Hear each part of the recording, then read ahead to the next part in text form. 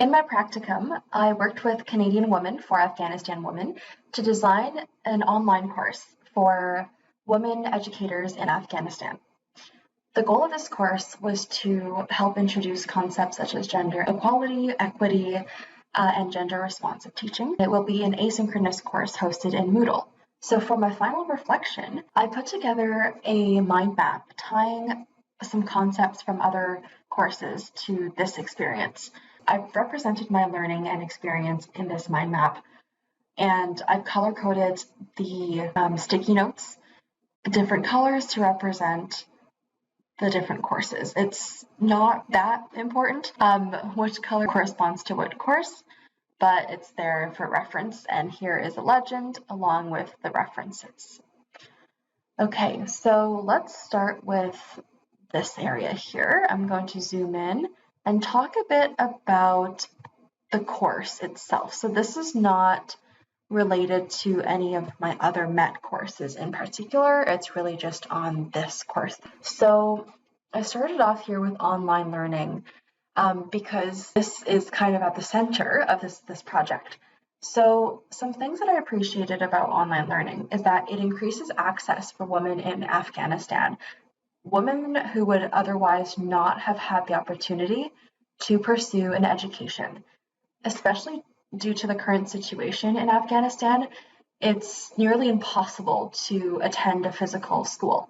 So having online courses that they can access through their mobile devices is a huge plus and gives access to hundreds, thousands of women.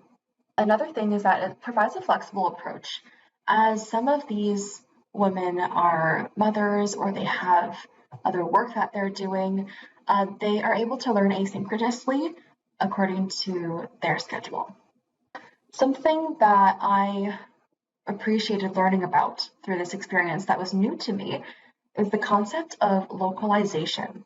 So what this means is essentially course materials, the content, need to be culturally and contextually relevant, in this case to Afghanistan.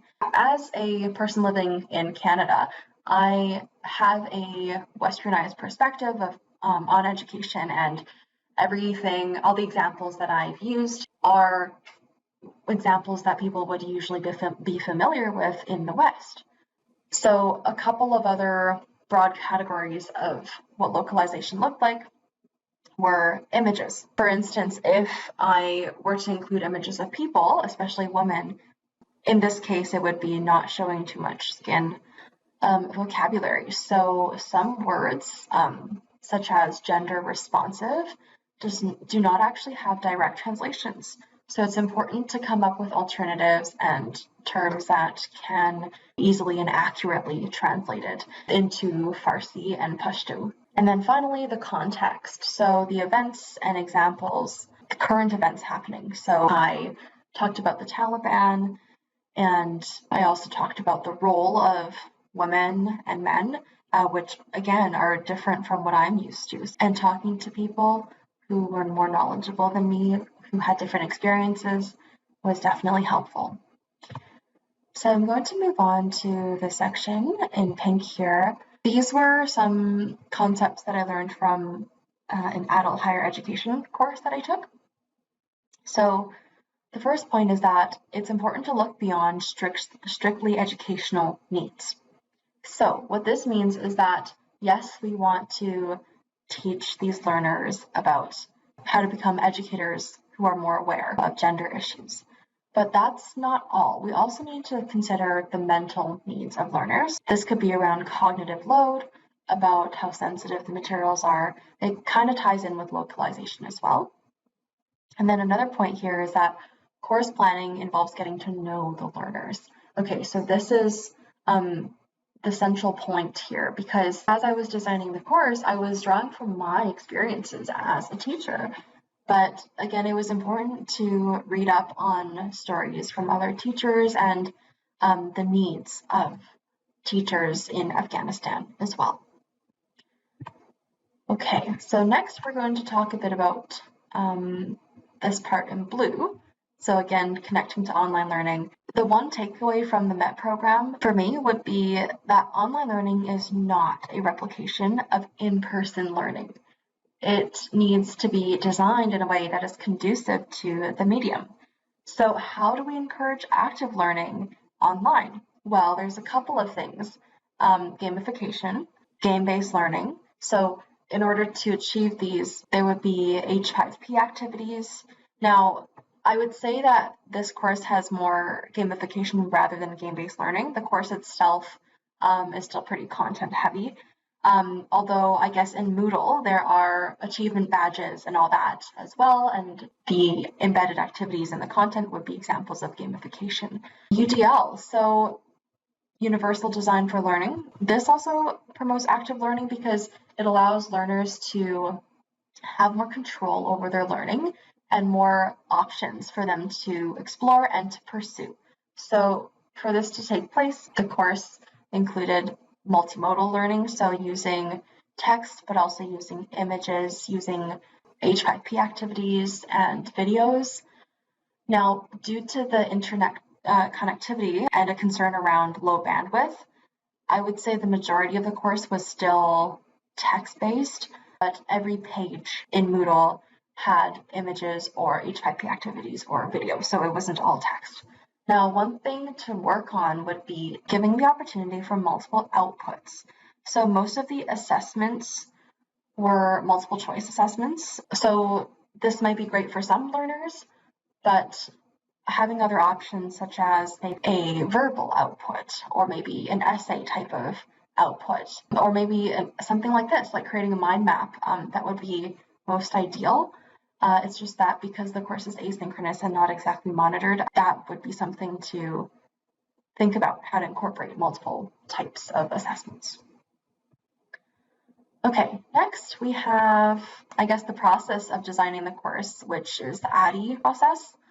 So I focused mainly on the design and development. The content was adapted from another nonprofit organization's workshop that was made for an Indian context. I mostly just redesigned some components, added some components, worked on the assessments, and then developed the course. In terms of the implementation into Moodle, that would be done by other people on the team, and then hopefully I will be able to hear a bit about the evaluation when this course gets launched.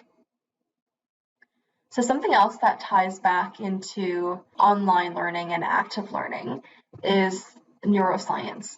In my ETEC 512 course, something that stuck with me was the idea of using novelty to grasp the learner's attention. So the midsection of the brain is the area that's responsible for responding to novelty. Now, why do we use novelty in education? Well, it's mainly to get the learner's attention. Now, the reason why there's dotted line here is because I think novelty was something that I tried incorporating, but still more work could be done. So one example of novelty was, well, the content. The content would be new to the learners. Also, some of the activities, they may not have seen H5P before, as well as some of the videos and the articles included.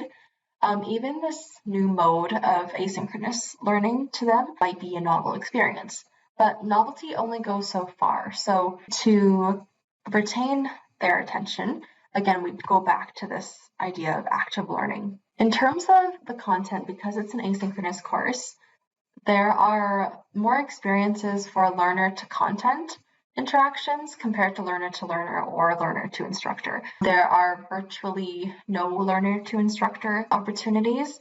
However, learner to learner could be a possibility if there could be, let's say, if these learners could communicate outside of the course. That could be a possibility. Now, learner to content, this is where this course thrives.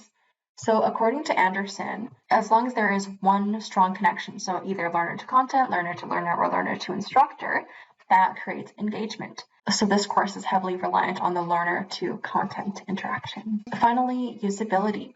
So usability is a concept that I learned from ETEC 511. There are different, categorizations that help us understand why learners are pursuing education. In this case, the learners would mostly be learning oriented. They would take this course for the content itself and to better themselves as educators. So usually they have an inherent desire to learn. This doesn't mean that this course can just negate all of the other fun and exciting factors. As mentioned earlier, there are engaging activities and assessments as well. I'm really glad that I got to do this at the end of my degree because it gave me an opportunity to see how this experience tied into my previous courses.